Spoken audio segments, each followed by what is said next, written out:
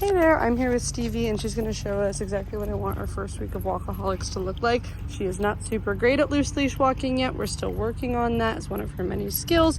So I want to show you guys what I kind of want that to look like in the interim of doing our shaping exercise, because in our homework I'd like us to do 2 to 5 minutes of just that shaping exercise, which I'm going to detail you for in a moment, and then go switch to your unformal gear, go on your regular walk, but there's still going to be some things I want you to be doing during that.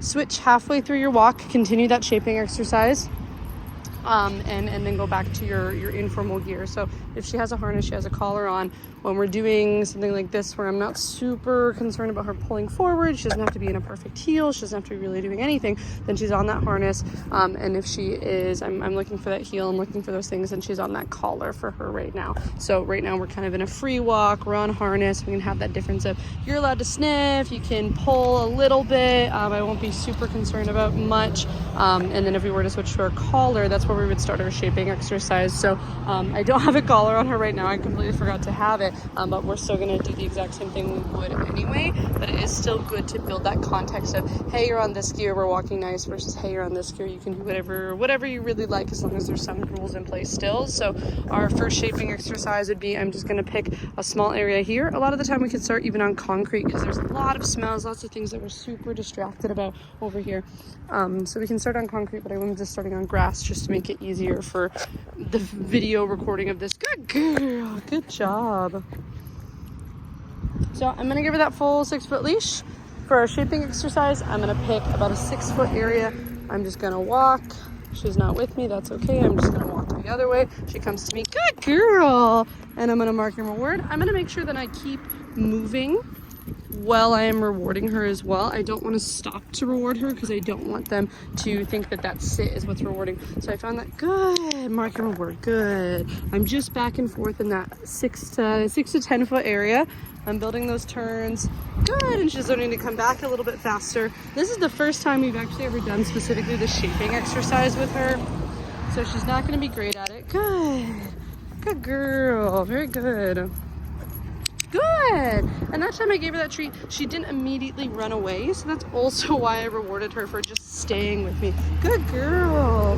Good job. If you have a dog that's jumping for the treat, I honestly don't mind for it for the first couple times, because I'm excited that they're excited about getting that treat. But I do want to make sure that if they are jumping up, I'm making sure that I'm bringing that food all the way down to them to make sure that they know that 4 on the floor has to go before they get that food reward. So she's starting to take turns really well with me now. Good. So right here, we're doing some jumping. At that point, that's when I'm gonna stop, wait for her to stop jumping, and then I'm gonna reward. Ideally, we can reward while we're still in motion. Yes, good girl, there we go, that's better. Yes, good girl. So she's taking that corners nice with me now. Good girl. Hey. Good girl, there you go. That's perfect. I want you to do that for just a couple minutes. Get dizzy, go around in your circle, and you can start making that really, really small, and then you can start building up the space with that. So a bigger circle rather than more unpredictable movements. Make it a bigger circle, and then later we can add that into zigzagging and things like that. So after we've done that 2 to 5 minutes, we started our walk off super well. We're focused, we've got some good energy going. Then we're gonna switch to our informal gear, which she's technically already on. Whoa, is it a little hot out here? Funny girl. And then we're gonna just continue on with our walk. So we're gonna walk up and down here. If she decides to come to my side, I honestly don't care what side. If it's left, if it's right, while we're on just our regular walk, I am gonna mark and reward. So I'm not asking for much. The only thing I'm asking for is that we can build some leash pressure understanding, which we will build with our collar, but we can also build with our harness as well. So if she does start pulling, I just wanna stop. I'm gonna hold that pressure. Good girl. And I want to teach her how to release that herself. So this will be a thing that we're also going to teach on our collar, which we started doing that in our first one. Our collar or front pull, depending on what your depending on what your formal gear is. But I want to teach them what to do when they start pulling. And that is to come back to us. So when I reward her as well, I start pulling, I stop, I hold that pressure. Good. I'm marking reward, but I'm making sure I'm rewarding on the side I want her. I want her on my right side. So I mark when she came back with my clicker or my yes, and then I'm gonna feed her where she belongs so she can start realizing, hey, that's where I get the treat. I'll come back to that side instead because I know that's what it's gonna take. Good girl. So I'm marking the moment she releases that tension, and see that time she came to that right side. Good job. Okay, good job. I'm gonna get you untangled. And that'll be something we do next week, is working on them figuring out how to fix their own leash, which is super fun. Yes, good girl. So I'm rewarding for, of course, tension release. I'm rewarding for, of course, tension and release, which is going to cause your dog to yo-yo. They're going to start pulling to come back, to pulling to come back. That is completely fine. That is what we want from that first or second week, is for them to understand really well, yes, good girl, what that leash pressure actually means and where they should go when they feel it. Good girl.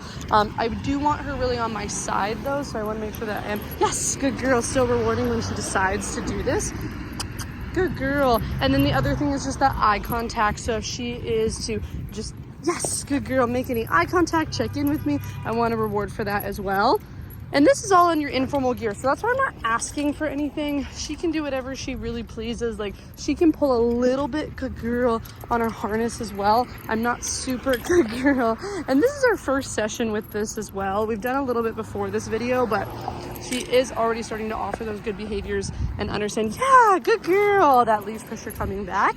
For the first week, I want to reward every single time they're doing these things, and then we'll start fading out those rewards a little bit later.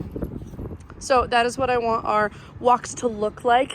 Distractions are a whole different thing. We can kind of work on that in future classes. But again, on here, we're not having any verbal expectations. I'm not asking her to do anything. I'm just making sure that if she pulls, I'm a treat. I'm not letting her go anywhere. Good, and I'm rewarding her for coming back. And sometimes that might take a little bit of trial and error, and some frustration involved too for both of you. So especially if she's not coming, I want to make sure I'm backpedaling, I get excited. Good girl, we got a little scared by the bus.